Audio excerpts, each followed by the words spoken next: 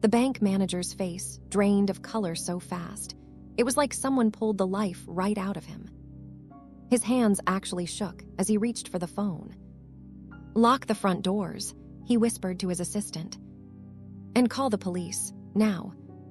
He stared at me like I had just placed a ticking bomb on his desk.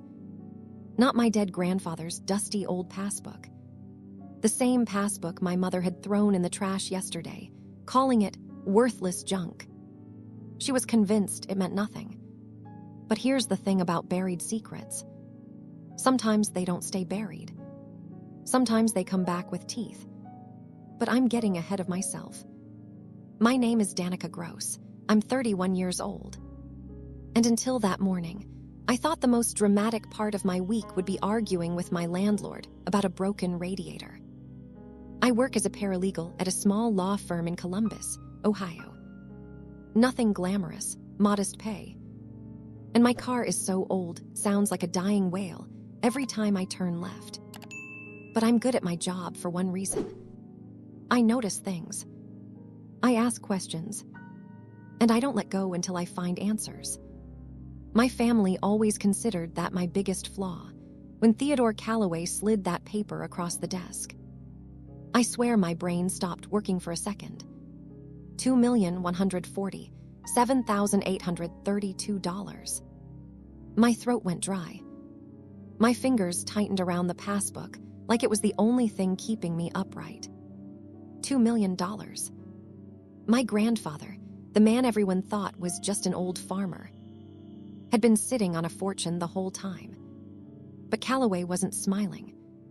His eyes kept flicking toward the door, like he was worried someone might walk in at any moment. Then he said the sentence that changed everything. "This account isn't just unusual, it's dangerous." I blinked. Dangerous? He nodded slowly. In 2015, someone tried to access this account. They came in with power of attorney documents and what looked like Eugene Gross's signature. My stomach twisted. Calloway's voice lowered. Our system flagged inconsistencies. The signatures didn't match our archived records. He paused, then looked me dead in the eyes. The person listed on the attempted access was Miriam Gross. My mother. The air felt heavy, like the room got smaller. And suddenly, every single memory from the funeral clicked into place.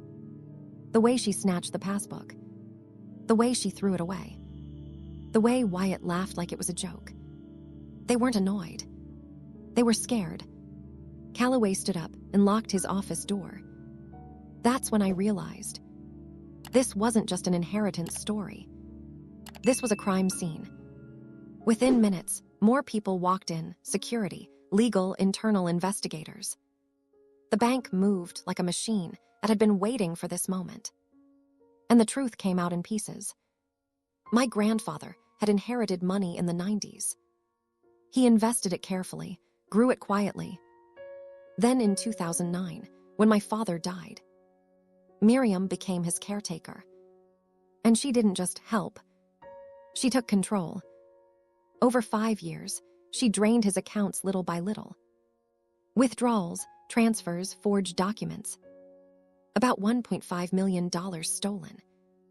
But Grandpa Eugene wasn't helpless. He was an accountant, a chess player, and he saw the trap being built around him. So he made a move she never expected. He hid what he could. In 2010, he opened this secret account, used a vintage passbook cover to disguise it, transferred what he managed to save, and waited. Like a chess player waiting for the final checkmate, 6 months later, it was over. My mother was sentenced. Wyatt was convicted. And every lie they had lived on collapsed like wet paper. But the thing that hit me the hardest wasn't the money. It was the letter.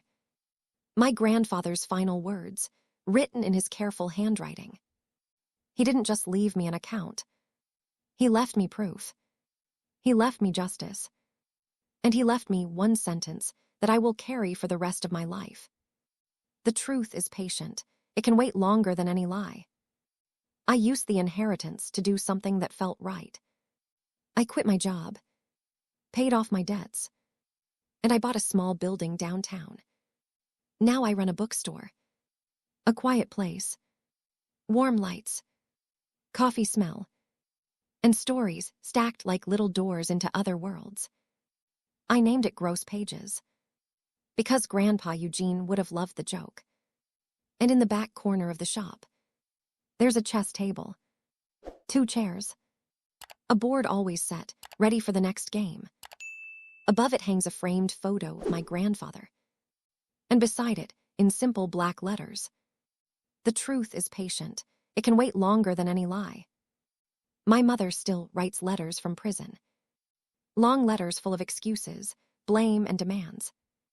I never reply, because some doors, once closed, should stay closed forever. And me. I finally have peace. I finally have freedom. And I finally know something for sure. They thought they buried the truth with my grandfather. But they forgot one thing. He left it with me.